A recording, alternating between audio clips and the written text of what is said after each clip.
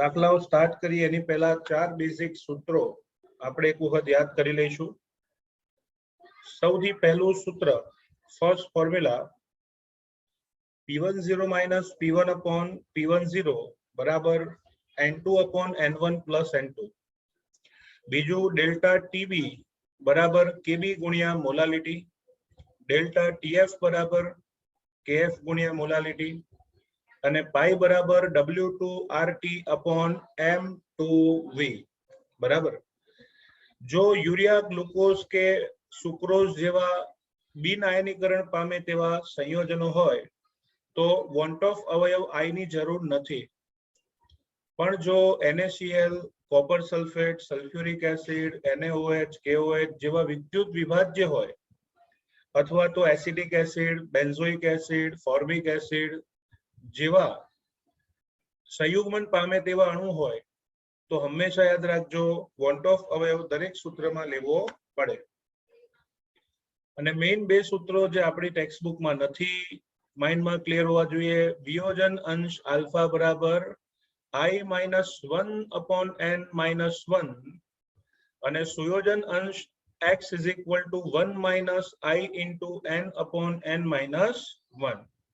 फिर से वियोजन अंश x is equal to 1 minus I into N upon N-1.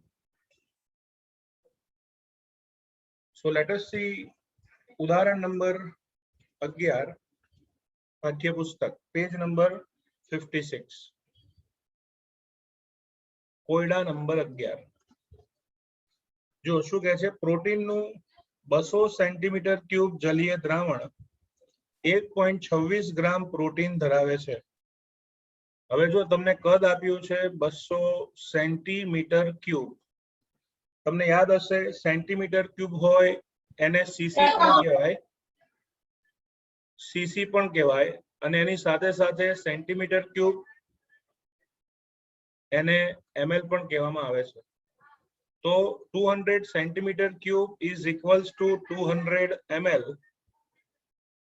Okay, અને જો એને લીટરમાં ફેરવીએ તો 0.2 લીટર થાય. જ્યારે બી અભિસરણ દબાણના દાખલા આવે ને તો એમાં કદ હંમેશા લીટરમાં લેવાનું. હવે 0.2 લીટર પ્રોટીનના દ્રાવણમાં તમને વજન દ્રાવ્યનું એટલે કે પ્રોટીનનું આપ્યું છે 1.26 ગ્રામ, તાપમાન 300 કેલ્વિન.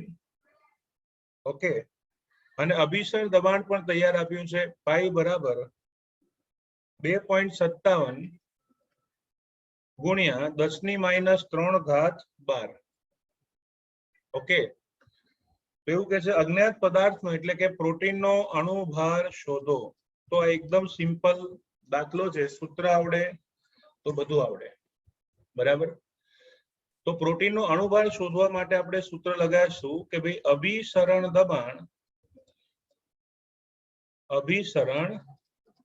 દબાણ એટલે કે પાઈ ઇઝ ઇક્વલ ટુ અભિસરણ દબાણ પાઈ ઇઝ ઇક્વલ ટુ લખાય W2RT upon M2V.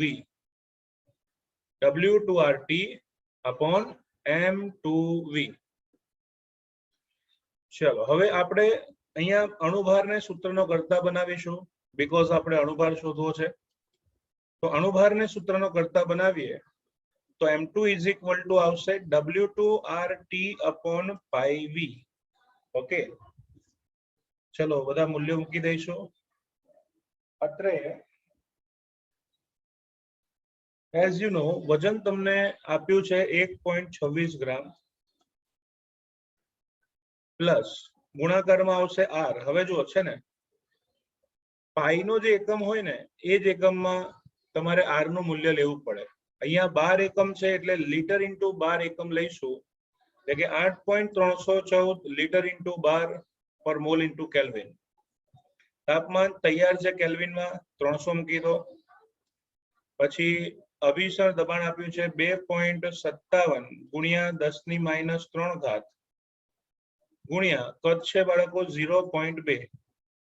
ઓકે, તો જો આ બધાનું કેલ્ક્યુલેશન કરીએ તો ફાઇનલી તમને આન્સર મળે છે 61,000 0.22 આટલા ગ્રામ પ્રતિ મોલ. ઓકે, અજ્ઞાત પદાર્થનો અણુભાર એટલે કે M2 પ્રોટીનનો અણુભાર જવાબ આવશે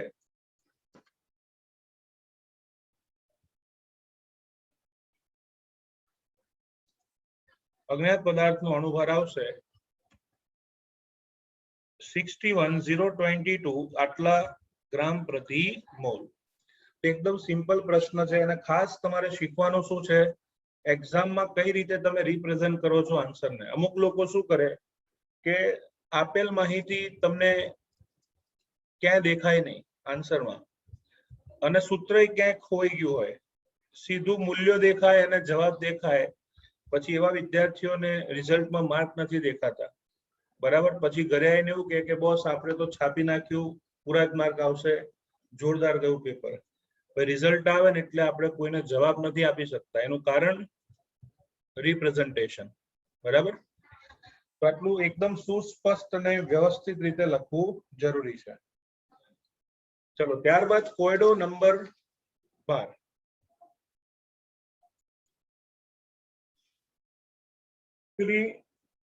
ફરીથી કહું છું, આર નું મૂલ્ય હોય ને, જો હું તમને એક ટેબલ જ બનાવી દઉં, કન્ફ્યુઝન ના રહે તમારે. આર નું મૂલ્ય જૂલમાં જોઈતું હોય તો 8.314 આટલા જૂલ પર મોલ ઇન્ટુ કેલ્વિન.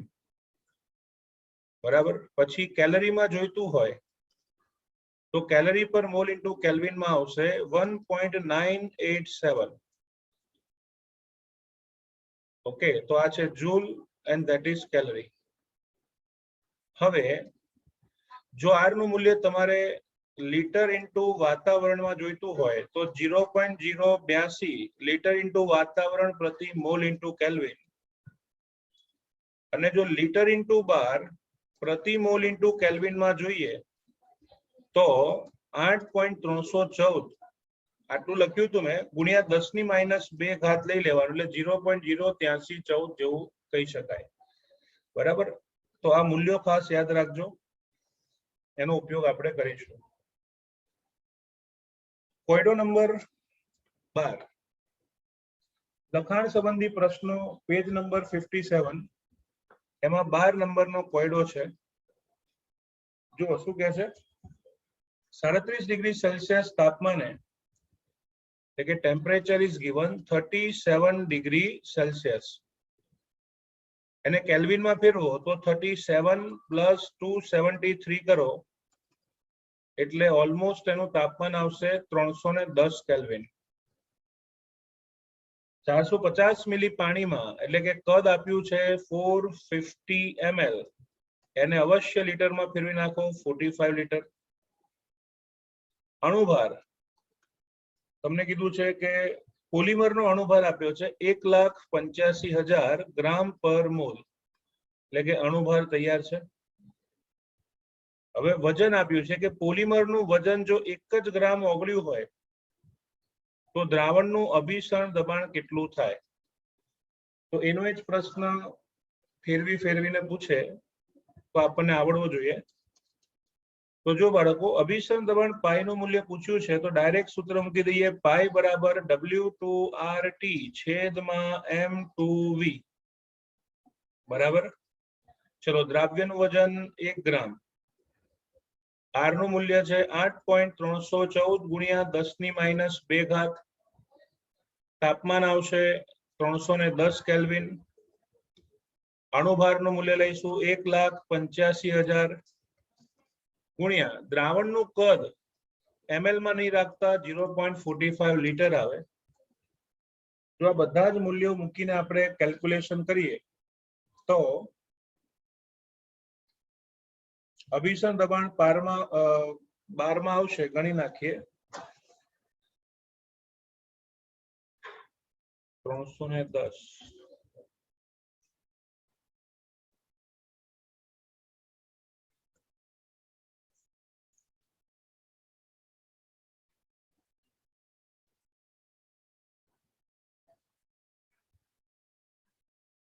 $8.314 ગુણ્યા 310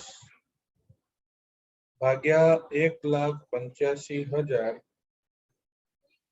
ભાગ્યા 0.45 ગુણ્યા 10⁻³ એટલે આન્સર આવશે અહીંયા 0.03096 ગુણ્યા 10⁻². ચલો બે સ્ટેપ જમણી બાજુ ખસીએ તો અહીંયા આવશે 3.096 ગુણ્યા 10⁻⁴. આટલા 12 જવાબ આવશે. બરાબર? Okay, so this is your answer. ફરી એકવાર કેલ્ક્યુલેશન ચેક કરી લઈએ. ઓકે,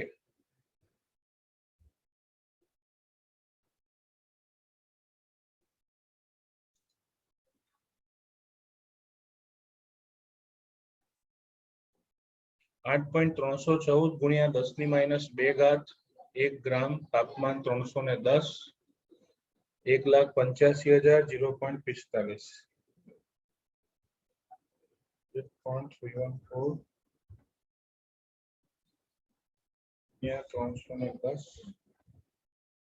ભાગ્યા 1,85,000 ભાગ્યા 0.45.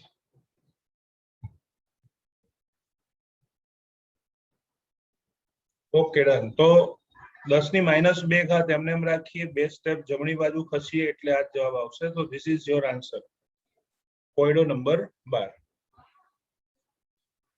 બરાબર? અભિસરણ દબાણના દાખલામાં મેક્સિમમ તમને આવું પૂછી શકાય, એનાથી આગળ કઈ ખાસ પૂછતા નથી. ચલો જોઈશું ઉદાહરણ number 12.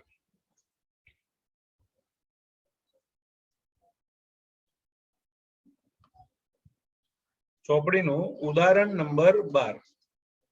The most important example કહી શકાય. ઉદાહરણ 12 અને ઉદાહરણ 13 માં લખી જ નાખજો માર્ચ 2022. પડે જ, પૂછાય જ અને આવે જ. અને જે મેથડ થી હું તમને શીખવાડું છું એ જ મેથડ થી સહેલાઈથી યાદ રહેશે. બાકી એના સિવાયની ટેક્સ્ટબુકની મેથડમાં તમને કોઈ ખબર પડશે નહીં. એટલે ખાસ ધ્યાન આપજો હું જે રીતે ભણી રહ્યો છું. ચલો, see on the page number 59. શું કહે છે? 25 ગ્રામ બેન્ઝીનમાં 2 ગ્રામ બેન્ઝોઇક એસિડ ઓગાળેલો છે. તો એનો આ રીતે લખી શકું, 2 ગ્રામ બેન્ઝોઇક એસિડ એટલે કે C6H5COOH એને 25 ગ્રામ બેન્ઝીનમાં ઓગાળેલો છે. 25 ગ્રામ બેન્ઝીનમાં તેને ઓગાળેલો છે. ઓકે, ઠાર બિંદુમાં અવનયન બરાબર 1.62 કેલ્વિન દર્શાવે છે. હવે જો 2 ગ્રામ ને દ્રાવ્યનું વજન કહેવાય અને 25 ગ્રામ ને કહેવાય દ્રાવકનું વજન W1. હવે એવું કે છે ઠાર બિંદુનું અવનયન પ્રાયોગિક રીતે મળ્યું 1.62 કેલ્વિન તથા મૂલલ અવનયન અચળાંક KF નું મૂલ્ય 4.9 કેલ્વિન કેજી મોલ ઇન્વર્સ છે. પાછું એવું કહે છે કે જો એસિડ દ્રાવણમાં દ્વિઅણુ તરીકે વર્તતો હોય તો એસિડનું કેટલા ટકા સુયોજન થયું હશે. એટલે કે સુયોજનની ટકાવારી પૂછી છે. બરાબર? તો ફર્સ્ટ ઓફ ઓલ ગયા લેક્ચરમાં આપણે વોન્ટ ઓફ અવયવ એનો કન્સેપ્ટ ભણી ગયા છીએ કે એસિડિક એસિડ હોય, ફોર્મિક એસિડ હોય કે બેન્ઝોઇક એસિડ હોય, એમાં હંમેશા કાર્બનિક દ્રાવકમાં 2 અણુઓ એકબીજા સાથે પ્રબળ હાઇડ્રોજન બંધથી જોડાઈને દ્વિઅણુ તરીકે વર્તે છે, એઝ યુ નો. તો ચલો, એકનો ઓક્સિજન બીજાના હાઇડ્રોજન સાથે ચોરી ચુપકે એનો જ હાઇડ્રોજન સામેવાળાના ઓક્સિજન સાથે ચોરી ચુપકે. તો આમ 2 હાઇડ્રોજન બંધથી જોડાય છે અને દ્વિઅણુ તરીકે વર્તે છે. દ્વિઅણુ તરીકે વર્તે એટલે n બરાબર 2 લખાય. હવે લેટ અસ સી. હવે તમારે શોધવું છે સુયોજનના ટકા. હું તમને હંમેશા દાખલાઓમાં રિવર્સમાં લઈ જઈશ. જુઓ, પહેલા તો સુયોજન અંશ x એનું સૂત્ર તમને યાદ હશે. સુયોજન અંશ x નું સૂત્ર છે 1 minus i into n upon n minus 1. સુયોજન અંશ x એનું સૂત્ર છે 1 minus i into n upon n minus 1. જ્યાં દ્વિઅણુ હોવાથી n બરાબર 2 આવી ગયું. મારે શોધવું છે મિત્રો i, બરાબર. હવે i ને મેળવવા હોય તો તમને જે ડેટા આપ્યો છે ને એનો ઉપયોગ કરવો પડે. i ને મેળવવા માટે તમને જે ડેટા આપ્યો એનો ઉપયોગ કરીએ તો મેં તમને એક સૂત્ર શીખવાડ્યું છે કે ભાઈ ઠાર બિંદુનું અવનયન ડેલ્ટા tf બરાબર kf ગુણ્યા મોલાલિટી, એટલે કે 1000 into W2 upon M2 into W1. શબ્દો યાદ રાખજો, જ્યારે સુયોજન કે વિયોજન ના થાય ત્યારે i બરાબર 1, પણ અહીંયા તો સુયોજન થાય છે એટલે આ સૂત્રમાં કમ્પલસરી તમારે i ને મૂકવા પડે. જો યુરિયા, ગ્લુકોઝ, સુક્રોઝ હોય તો તમારે i ની કોઈ જરૂર નહીં પડે, કારણ કે i બરાબર 1 લેવાય. પણ અહીંયા સુયોજન છે એટલે i બરાબર મૂકવું પડશે વન ઓફ ના સૂત્રમાં. ચલો હવે i ને સૂત્રનો કર્તા બનાવીએ તો શું લખાય? ડેલ્ટા tf ગુણ્યા અણુભાર ગુણ્યા દ્રાવકનું દળ છેદમાં kf ગુણ્યા 1000 ઇન્ટુ W2. ક્લિયર? હવે યુ કેન સી તમારી પાસે દ્રાવ્યનો અણુભાર નથી તો અહીંયા હું લખી નાખું છું દ્રાવ્યનો અણુભાર M2 બરાબર, તમે કાર્બન ગણો કેટલા છે એમાં 6 અને 1 7, તો 7 ગુણ્યા કાર્બનનું દળ પરમાણુ દળ. હાઇડ્રોજન ગણો તો 5 અને 1 6 છે, એટલે કે 6 ગુણ્યા હાઇડ્રોજનનું દળ. અને ઓક્સિજન 2 હોવાથી લખાય 2 ગુણ્યા ઓક્સિજનનું દળ. તો વિદ્યાર્થીઓ 12 સત્તા 84, 6 એકા 6 અને 16 દુ 32. તો ચલો 12 સત્તા 84, 6 એકા 6 અને 16 દુ 32. સો ઓવરઓલ 122 ગ્રામ પ્રતિ મોલ એનો અણુભાર આવે. અને આ શોધવાના તમને અડધો માર્ક્સ હોય છે, એટલે આળસ કર્યા વગર એક્ઝામમાં ખાસ મૂકી દેવું.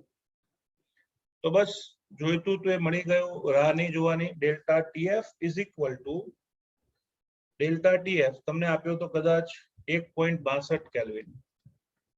અણુભાર લાવ્યા 122, દ્રાવકનું દળ 25 ગ્રામ બેન્ઝીન, kf નું મૂલ્ય તમને આપ્યું છે કેટલું છે 4.9 બેન્ઝીન માટે, ગુણ્યા 1000, દ્રાવ્યનું મૂલ્ય 2 ગ્રામ છે. જો ડિશોમ કરશો તો ફાઇનલી તમને આન્સર મળે છે 0.504. બરાબર? આ બધાનું કેલ્ક્યુલેશન કરો તો વોન્ટ ઓફ અવયવનું મૂલ્ય આવે છે 0.504. આનાથી બેસ્ટ મેથડ તમને કોઈ પણ રેફરન્સ બુકમાં નહીં મળે, ધ્યાન રાખજો. કારણ કે આપણું જે ઓરિજિનલ સૂત્ર છે એ જ સૂત્રમાં આઈને મૂકીને સીધી ગણતરી કરવાની. હવે વોન્ટ ઓફ આટલી બધી મહેનત કરી પરસેવો પાડીને સૂત્ર બનાવ્યું હોય, આપણે સૂત્રનો ઉપયોગ ન કરીએ અને ટેક્સ્ટબુકની જેમ કથા વાર્તા ચાલુ કરીએ તો એ પોસાય નહીં. બરાબર?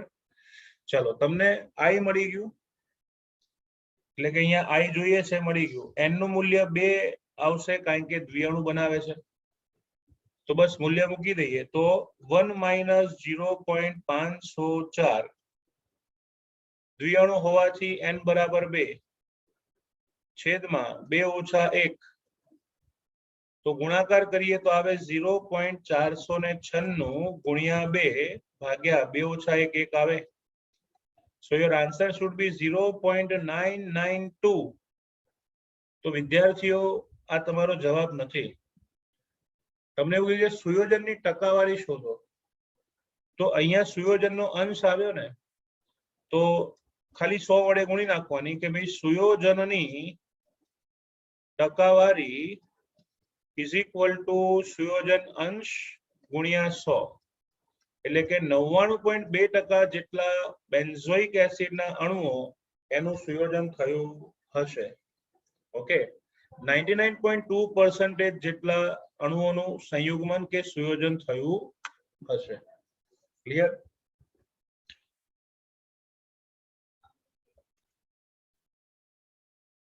એવું ને એવું સેમ પ્રશ્ન છે નેક્સ્ટ વન. એવું કહેવાય ને કે આખા ચેપ્ટરમાં શિક્ષકને પૂછવા વાળા બે દાખલા હોય તો ઉદાહરણ 12 અને ઉદાહરણ 13. ઓકે, અને એક્ઝામના આગલા દિવસે તમને મૂંઝવતા બે દાખલા હોય તો એ બી ઉદાહરણ 12 અને 13. જો આ મેથડ લખશો નહીં તો કાયમ પ્રશ્નો રહેશે. ક્લિયર? ચલો જુઓ તો ઉદાહરણ નંબર 13.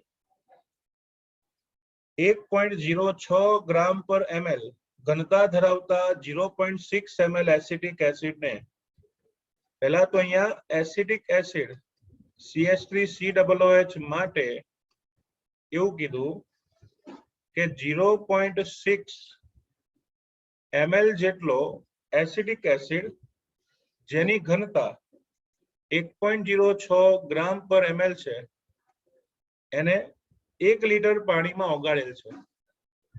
ઇટ ઇઝ ઓગાળેલ ઇન 1 લીટર વોટર. પાછું કહે છે કે ઠાર બિંદુનું અવનયન એટલે કે ડેલ્ટા TF નું મૂલ્ય એ 0.0205 ડિગ્રી સેલ્સિયસ જેટલું છે. તો પ્રશ્ન એ છે કે વોન્ટ ઓફ અવયવ I એટલે શું, કેટલો હશે, સાથે સાથે એસિડનો વિયોજન અચળાંક કેટલો આવશે, એસિડનો વિયોજન અચળાંક કેટલો આવશે. બરાબર. તો આ કન્સેપ્ટને સમજતા પહેલા થોડું માઇન્ડમાં તમને ક્લિયર કરાવી દઉં, બીકોઝ સંતુલન ચેપ્ટરનો અહીંયા નાનું એવું સૂત્ર વાપરવાનું છે. તમને યાદ હશે એસિડિક એસિડ નિર્બળ એસિડ હોવાથી તેનું સંપૂર્ણ આયનીકરણ ન થાય. એસિડનું H+ પાણી મેળવીને બનાવશે CH3COO- અને H3O+. જો આનો વિયોજન અંશ આલ્ફા હોય, તો આના Ka નું સૂત્ર આપણે આવું લખતા હતા ચેપ્ટર 7 માં, α² C/1 - આલ્ફા. બરાબર. કોઈ પણ નિર્બળ વિદ્યુત વિભાજ્ય હોય તો એનું વિયોજન થશે, વિયોજન અંશ આલ્ફા, એના ઉપરથી વિયોજન અચળાંક K નું સૂત્ર લાવ્યા હતા α² C/1 - આલ્ફા. જો સૂત્ર યાદ ન હોય તો એકાદ વખત ટેક્સ્ટ બુક ચેપ્ટર નંબર 7 એને એક વખત રિફર કરી લેજો. હવે તમને પ્રશ્ન પાછો એ બી થાય કે સાહેબ હમણાં તો તમે સંયુગ્મન કીધું હતું અને હવે વિયોજન ક્યાંથી આવ્યું. અમુક લોકો પાછું શું શબ્દો પકડી પાડે કે ભાઈ એસિડ છે તો સંયુગ્મન થાય. સર તમે તો કીધું હતું કે અહીંયા સંયુગ્મન થાય. અલ્યા ભાઈ એવું નથી. સ્પષ્ટ ભાષામાં કહું છું, યાદ રાખજો, બેન્ઝીન જેવો દ્રાવક હોય કાર્બનિક તો સંયુગ્મન, અને જો જલીય માધ્યમ હોય તો એમાં વિયોજન થાય. બરાબર. રિશ્તા વહી સોચ નહીં. ફરીથી કાર્બનિક દ્રાવકમાં કાર્બોક્સિલિક એસિડનું શું થાય, સંયુગ્મન, અને પાણી જેવા ધ્રુવીય દ્રાવકમાં કાર્બોક્સિલિક એસિડનું વિયોજન થાય. પછી એ ફોર્મિક એસિડ હોય, એસિડિક એસિડ હોય કે બેન્ઝોઇક એસિડ હોય. અહીંયા તમને જલીય માધ્યમમાં દ્રાવણ બનાવવાનું કીધું છે તો સ્વાભાવિક છે અહીંયા વિયોજન આપણે લેવું પડશે. ચલો બીજું એક સૂત્ર, જો K ને શોધવા છે તો આલ્ફા જોઈશે. બરાબર. હવે આલ્ફા નું સૂત્ર શું છે પાછું, I-1/n-1, જેને આપણે વિયોજન અંશ કહીએ છીએ, વિયોજન અંશ તરીકે ઓળખવામાં આવે છે. ક્લિયર? તો આપણે પહેલા I શોધીશું, સાથે સાથે આપણે સાંદ્રતા શોધીશું, જેની જરૂર અહીંયા આપણને પડવાની છે. ક્લિયર? તો હવે જોઈએ રકમમાં આપણને શું કહી રહ્યા છે આ લોકો. બહુ જ સરસ દાખલો છે, લાંબુ વિચારવાનું છે આમાં, પણ મજા આવે એવું છે. ચલો સૌથી પહેલા હું મોલાલિટી શોધું છું, કારણ કે મારે પાછળ જરૂર પડશે મોલાલિટી. તો અહીંયા હું લખું છું વિદ્યાર્થીઓ, molality is equal to 1000 into W2 upon M2 into W1. Problem એ છે કે દ્રાવ્યનું વજન આપણને આપ્યું નથી, દ્રાવ્યનું કદ આપ્યું છે 0.6 ml, પણ હા કૌંસમાં એની ઘનતા આપેલી છે. તો પહેલા આપણે W2 શોધીશું એસિડિક એસિડ માટે, બરાબર. પછી દ્રાવકનું બી કદ આપ્યું છે, એનું વજન નથી આપ્યું, એનું બી વજન શોધીશું.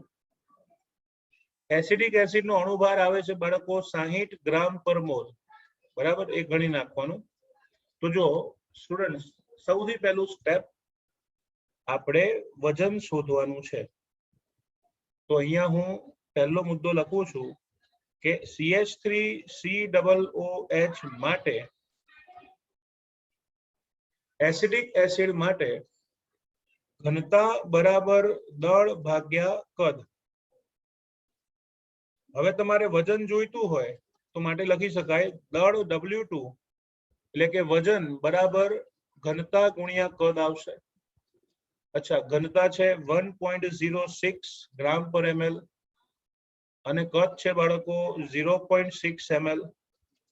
તો આ બંનેનો ગુણાકાર કરીશ તો એનો ગુણાકાર આવશે 106 ગુણ્યા 6 એટલે કે 636 આવશે. 1.06 મલ્ટીપ્લાય બાય 0.6 તો 0.636 આટલા ગ્રામ એસિડિક એસિડ થયું. ઓકે. હવે બીજું, પાણી 1 લીટર આપ્યું છે, પણ તમને ખબર છે પાણીની ઘનતા 1 ગ્રામ પર ml જેટલી હોય છે. તો ડેન્સિટી ઓફ વોટર ઇઝ 1 ગ્રામ પર ml. પાણીની ઘનતા 1 હોય તો પછી હું લખી શકું કે 1 લીટર પાણી બરાબર 1000 ml પાણી બરાબર 1000 ગ્રામ પાણી. ઓકે, 1 ગ્રામનું કદ 1 ml હોય તો 1 litre becomes 1000 ml, it becomes 1000 ગ્રામ. ચલો, તો પછી આપણને W1 પણ મળી ગયું. અણુભાર આપણે હમણાં જ શોધ્યો તો એ 60 આવતો હતો એસિડિક એસિડ માટે. તો પહેલું સ્ટેપ છે મોલારિટી શોધો. મોલારિટી તો લખી શકાય 1000 into 0.636 અણુભાર 60 ગુણ્યા દ્રાવકનું વજન 1000 ગ્રામ. તો જો આ બધું કેલ્ક્યુલેશન કરશો તો મોલાલિટી આવે છે 0.0106 આટલા મોલલ અથવા તો મોલ પ્રતિ કિલોગ્રામ. તો આ દાખલામાં વિદ્યાર્થીઓ સૌથી પહેલા છે ને આપણે આ સી ને મેળવ્યા, સી. ઓકે, કારણ કે એની પાછળ જરૂર પડશે. હવે સાંદ્રતા મળી ગઈ પછી છે ને આપણે રિવર્સમાં જઈએ તો વોન્ટ ઓફ અવયવ જોઈશે, એના ઉપરથી આલ્ફા મળશે અને પછી કે એ મળે છે. તો લગાવો ઠાર બિંદુ અવનયનનું સૂત્ર લગાવો. શું આવે? ડેલ્ટા TF બરાબર KF ગુણ્યા મોલાલિટી. આટલી મહેનત કરીને મોલાલિટી શોધી હોય તો પછી ફરી કોણ મહેનત કરે? એટલે અહીંયા મોલાલિટીનું સૂત્ર મૂકી દો. અચ્છા, અહીંયા વિયોજન થાય છે એટલે I તો આવશે જ. તો ચલો I ને સૂત્રનું કરતા બનાવો તો જવાબ આવે ડેલ્ટા TF છેદમાં KF ગુણ્યા મોલાલિટી. તમે જુઓ ઠાર બિંદુ અવનયન તમને આપ્યું છે 0.0205 ડિગ્રી સેલ્સિયસ. પછી KF નું મૂલ્ય નથી આપ્યું, કોઈ વાંધો નહીં, જલીય માધ્યમમાં 1.86 લેવાનું જો ન આપે તો. અને વધ્યું મોલાલિટી એ છે 0.0106 જેટલી આવશે તો વોન્ટ ઓફ અવયવ મળે. ઘણા વિદ્યાર્થીઓને પ્રશ્ન એ થાય કે સાહેબ આ તો સેલ્સિયસમાં આપ્યું છે, કેલ્વિનમાં ફેરવવા માટે 273 નહીં ઉમેરવાના. બરાબર, આ માઇન્ડમાં ક્લિયર રાખજો. તમને ઘણીવાર એક્ઝામમાં તમને આ પ્રશ્ન પૂછશે અને ટ્વિસ્ટ થશો તમે. કેમ ખબર છે? જુઓ, ડેલ્ટા TF છે ને એ તાપમાનનો તફાવત છે. હવે હું 0 ડિગ્રી સેલ્સિયસ અને 100 ડિગ્રી સેલ્સિયસના તાપમાનનો તફાવત લઉં તો 100 માંથી 0 જાય તો જવાબ 100 જ આવશે ને. હવે એ જ વસ્તુ કેલ્વિનમાં લઉં તો 0 ડિગ્રી સેલ્સિયસ ને કેલ્વિનમાં ફેરવો 273 કેલ્વિન, 100 ને ફેરવો 373 કેલ્વિન, તો એમાં બી ડિફરન્સ કેટલો આવે છે? 100. સમજ પડતી હોવી જોઈએ તમને. બરાબર ને, કે ઠાર બિંદુ હોય ને તો બરાબર છે 273 ઉમેરો, અને ઠાર બિંદુનો તફાવત છે, એ વધારો હોય કે ઘટાડો હોય પણ એ ડિફરન્સ હોય તો એનું મૂલ્ય હંમેશા અચળ આવશે. આનો ડિફરન્સ 100 ડિગ્રી સેલ્સિયસ આવે, આનો 100 કેલ્વિન આવે. તો અહીંયા રકમમાં જુઓ, ઠાર બિંદુનો ઘટાડો અવનયન કીધું છે એટલે એ સેલ્સિયસમાં લો કે કેલ્વિનમાં એનો કોઈ જ ફેર પડતો નથી, રિમેમ્બર. તો ચલો આનું સાદુરૂપ આપીશું. 0.0205 ભાગ્યા 1.86 ભાગ્યા 0.0106 બરાબર, તો અહીંયા આન્સર આવે છે 1.0397. આટલો આન્સર આવે છે. એટલે એપ્રોક્સિમેટલી હું લઈ લઉં છું 1.04. બરાબર. તો તમને ફર્સ્ટ ઓફ ઓલ આઈ મળી ગયું. જેવું આઈ મળે વિયોજન અંશ આલ્ફા શોધી નાખો. તો વિયોજન અંશ આલ્ફા એનું સૂત્ર છે i-1/n-1. આઈ નું મૂલ્ય કેટલું છે? 1.04 -1. એસિડિક એસિડ નું આયનીકરણ 2 આયનો આપતું હતું, બરાબર ને. અહીંયા તમે જોયું એસિડિક એસિડ નું આયનીકરણ 2 આયનો ઉત્પન્ન કરે છે, 1 and 2. Acetate ion, hydronium ion. એટલા માટે n બરાબર 2 લઈ લો, -1, એટલે આન્સર should be 0.04. બરાબર. તો વિયોજન અંશ આલ્ફાનું મૂલ્ય 0.04 આવ્યું, જેનો કોઈ એકમ હોતો નથી. અને સૌથી છેલ્લો ફાઇનલ આન્સર, વિયોજન અચળાંક કે એ બરાબર alpha square C upon 1 - alpha. ચલો આલ્ફાનું મૂલ્ય લઈએ 0.04 નો સ્ક્વેર ગુણ્યા સાંદ્રતા, મોલાલિટી કેટલી છે? 0.0106 છેદમાં 1 - આલ્ફા એટલે કે 1 - 0.04. આનું સાદુરૂપ આપીશું. તો ચલો 4 નો વર્ગ 16 થાય, એટલે 0.0016, બીકોઝ થોડું ઘણું ગણિત મને આવડે છે. 0.0106 છેદમાં કેનિલ જેટલું નથી આવડતું મને, ખબર નહીં, કેનિલ બહુ ખતરનાક છે બેટા. તો 0.96 થાય. તો લખું છું 0.0016 ગુણ્યા 0.0106 ભાગ્યા 0.96. તો આન્સર બહુ ખતરનાક આવે છે, 0.000176667, એટલે કે 17667 કરી નાખું. તો ચલો કેટલા સ્ટેપ જમણી બાજુ ખસીએ? 1 2 3 4 5. તો 1.7667 into 10⁻⁻⁵. ઓકે, તો આ વિયોજન અચળાંકનું મૂલ્ય આવશે. બરાબર. આ દાખલો મસ્ત દાખલો છે, દરેક સ્ટેપમાં કંઈક ને કંઈક વિચારવાનું છે. પણ આવા પ્રશ્નો પૂછાય તો ખરેખર ભેદદર્શક કસોટી તરીકે હોશિયાર અને ઓછા હોશિયાર વિદ્યાર્થીઓની પરખ થઈ જાય. આ બંને દાખલા ખાલી એકવાર ટેક્સ્ટબુકમાં નજર કરજો, તમને ખ્યાલ આવશે આ લોકોએ ખરેખર ભાગવત સપ્તાહ ચાલુ કર્યો હોય ને એ બંને દાખલાઓને અલગ રીતે ગણ્યા છે, એમની રીતે સાબિત કર્યા છે. બરાબર. પણ આ મેથડનો કોઈ વિકલ્પ છે નહીં, એટલે આ જ મેથડથી દાખલા ગણો તો ભૂલ બી ઓછી થશે અને બે અલગ રીતો ગોખવી પડશે નહીં. ક્લિયર?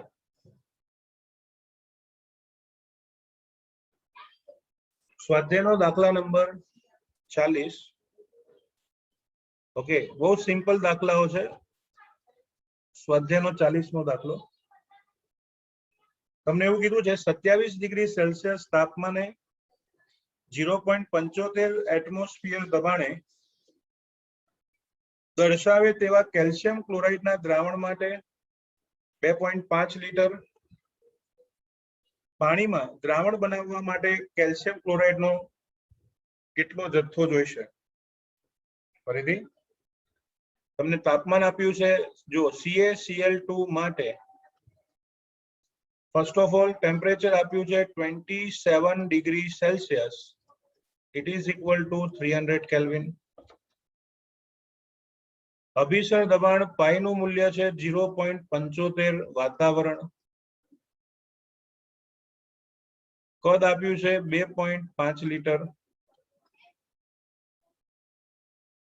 અને વોન્ટ ઓફ અવયવ તૈયાર આપ્યો છે I બરાબર 2.47.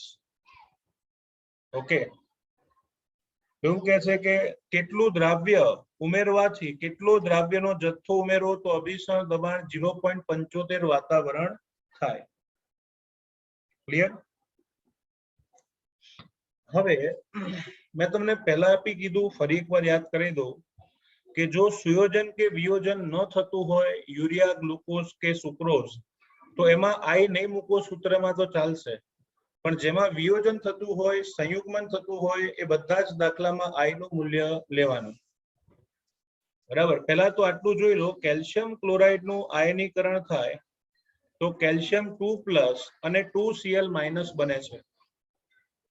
આ પ્રક્રિયામાં 3 આયનો ઉત્પન્ન થાય એટલે N બરાબર 3 થશે, જેની જરૂર પડે પણ ખરી અને ન પણ પડે.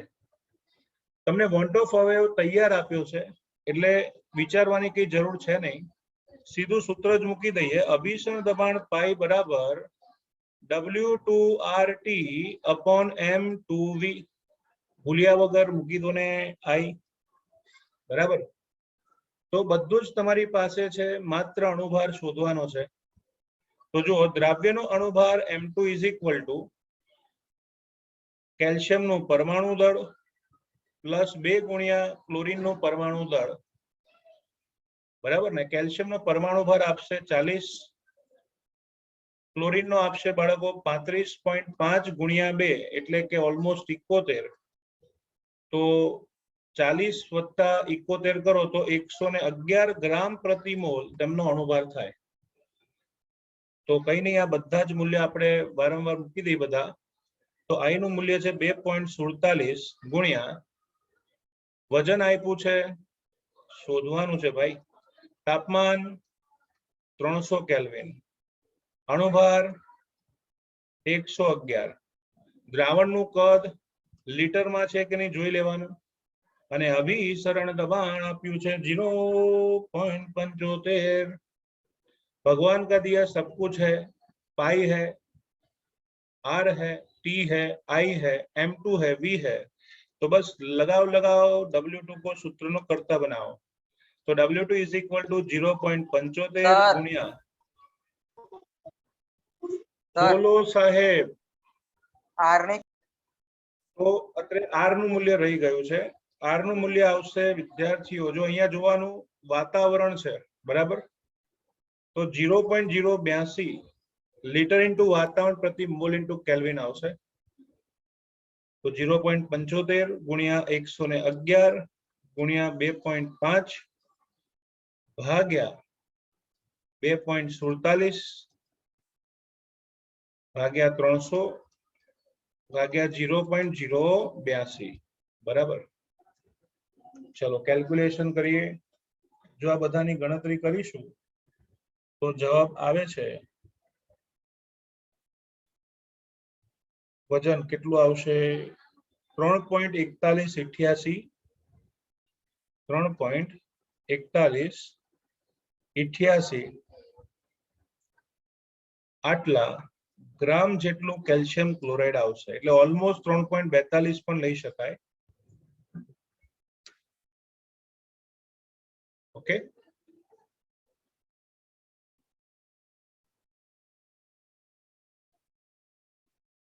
તો તમે જોયું આ સૂત્રમાં માત્ર ને માત્ર તમારે W2 ને સૂત્રનો કરતા બનાવવાનો હતો, બાકી બધું જ તમારી પાસે છે.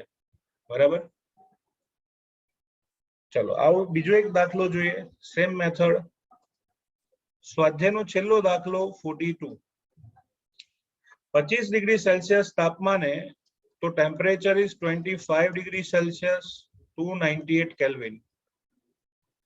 2 લીટર પાણીમાં, એટલે કે કદ આપ્યું છે 2 લીટર, 25 મિલીગ્રામ પોટેશિયમ સલ્ફેટ ઓગાળીને 25 મિલીગ્રામ એટલે કે W2 25 મિલીગ્રામ એટલે કે 25 ગુણ્યા 10⁻³ ગ્રામ ઓગાળીને બનાવેલા દ્રાવણનું અભિસરણ દબાણ નક્કી કરો. અભિસરણ દબાણ નક્કી કરો. પાછું કહે છે કે પોટેશિયમ સલ્ફેટનું સંપૂર્ણ વિયોજન થાય છે તેવું વિચારો. વિદ્યાર્થીઓ, આ શબ્દ છે, આ વાક્ય, એને સમજવા હું તમને થોડુંક ડિટેલમાં લઈ જઈશ, જે કામની વસ્તુ છે. પોટેશિયમ સલ્ફેટ તમને આપશે સલ્ફેટ આયન. આ તો 10માના વિદ્યાર્થીને બી આવડે કે આ બગડો છે સામે લઈ જાઓ તો SO4 - 2 થાય, અને અહીંયા એક જ સલ્ફેટ છે એટલે કે 2K+ થાય. પોટેશિયમ સલ્ફેટ એનું જલીય દ્રાવણ ટોટલ 3 આયનો આપે છે, 3 આયન્સ આપે છે, બરાબર. હવે એવું કહે છે સંપૂર્ણ વિયોજન થાય, તો અહીંયા હું સાબિત કરું છું, તમારે સાબિત કરવાની જરૂર નથી. ચલો ને હું તમને થોડુંક અલગથી જ સમજાવી દઉં. જ્યારે દ્રાવ્યનું સંપૂર્ણ વિયોજન થાય, સંપૂર્ણ વિયોજન થાય એટલે કે 100% આયનીકરણ થાય, ત્યારે હંમેશા આલ્ફા એનું મૂલ્ય 1 આવે. આલ્ફા એટલે શું? વિયોજનનો અંશ. જો 100% આયોનાઇઝેશન થઈ જ ગયું હોય તો વિયોજન અંશ પૂરો આવે, 1 આવે. હવે જુઓ, આલ્ફા બરાબર 1 આવ્યું. હવે આલ્ફાનું સૂત્ર છે I-1/n-1 બરાબર 1. હવે n-1 ને સામે મોકલો તો I-1 બરાબર n-1, -1 કેન્સલ. તો જ્યારે સંપૂર્ણ વિયોજન થાય, માર્ક માય વર્ડ, સંપૂર્ણ વિયોજન થાય ત્યારે I અને n સરખા જ હોય, એટલે જેટલા આયન ઉત્પન્ન થાય એ આયનની સંખ્યાને I કહેવાય. Okay, whenever it is 100% dissociation, so remember the value of one-top factor is always equal to number of ions. Number of ions. તો આ સૂત્રથી મેં સાબિત કર્યું. હવે પાછા આપણે દાખલામાં જતા રહીએ. અહીંયા સંપૂર્ણ વિયોજન કીધું છે એટલે n બરાબર 3 માટે I બરાબર 3 લઈ લેવાનું. ઓકે, તો બસ અભિસરણ દબાણનું સૂત્ર મૂકી દઈએ. પાઈ બરાબર I W2RT છેદમાં M2V. W2RT છેદમાં M2V. બાળકો I બરાબર 3. દ્રાવ્યનું વજન છે 25 મિલીગ્રામ એટલે 25 ગુણ્યા 10⁻³ R નું મૂલ્ય અહીંયા જોવાનું, તમારે જવાબ શેમાં જોઈએ છે. ધારો કે આપણે 12માં જવાબ જોઈતો હોય તો 8.314 ગુણ્યા 10⁻² લો, તાપમાન આવશે 298 ભાગ્યા અણુભાર. હવે પોટેશિયમ સલ્ફેટનો અણુભાર શોધવા માટે કેલ્ક્યુલેશન કરીએ તો 2 ગુણ્યા પોટેશિયમનું દળ પ્લસ સલ્ફરનું દળ પ્લસ 4 ગુણ્યા ઓક્સિજનનું દળ. પોટેશિયમનો પરમાણુ ભાર છે 39, તો અહીંયા લખું છું 39, સલ્ફર 32 પ્લસ ઓક્સિજન 16 ચોક 64. તો ફરી કેલ્સીનો ઉપયોગ કરીશું.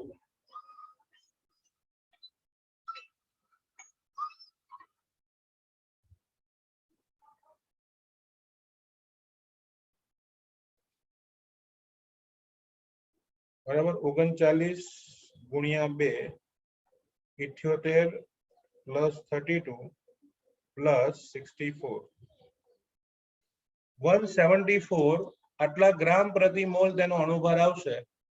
તો લખીશું 174 અને કદ 2 લીટર આપ્યું છે તો 2 નું 2 રાખીએ. ઇફ વી ટેક કેલ્ક્યુલેશન, જો ગણતરી કરશો તો જવાબ આવે છે, જો R નું મૂલ્ય 0.082 લેશો તો થોડોક અલગ જવાબ આવશે. મેં 12 માં લીધું છે એટલે મારો જવાબ 12 એકમમાં આવશે. તો હું ગણી નાખું છું. 3 ગુણ્યા 25 ગુણ્યા 8.314 ગુણ્યા 298 ભાગ્યા 2 ભાગ્યા 174 એટલે અત્રે છે 533.96 ગુણ્યા 10⁻³ અને -2 ઘાત એટલે 10⁻5 ઘાત થશે. ક્લિયર? ફાઇનલી બે સ્ટેપ હું ડાબી બાજુ જાઉં વૈજ્ઞાનિક સંકેત પદ્ધતિ માટે તો 5.3396 ગુણ્યા 10⁻³ ઘાત 12. Okay, so this is your answer. તો આજે આપણે વિદ્યાર્થી મિત્રો સ્વાધ્યાયના 40-41 દાખલા ઉદાહરણના બધા જ પૂરા કરી નાખ્યા અને લખાણ સંબંધી પ્રશ્નો પણ ઓલમોસ્ટ બધા જ આપણે 1 by 1 કમ્પ્લીટ કરેલા છે. ઓકે, આની પ્રેક્ટિસ તમે જાતે કરજો, દાખલો જોઈને ના ગણતા, કારણ કે ગણતરીમાં ઘણી વખત એક્સાઇટમેન્ટમાં કે અલગ રીતે મૂલ્યો મૂકવાના રહી જાય અથવા ગણતરીમાં ઉતાવળમાં ભૂલ થઈ જાય, કેલ્ક્યુલેટર એમાં આપણાથી કોઈ એરર આવી જાય, આ બધા પ્રશ્નો આવતા હોય છે. તો આની પ્રેક્ટિસ કરો ત્યારે હંમેશા જાતે આખો દાખલો ગણવાનો, જવાબ ન આવે પછી જ તમારે એમાં જોવાનું કે કઈ રીતે સોલ્યુશન આપેલું છે.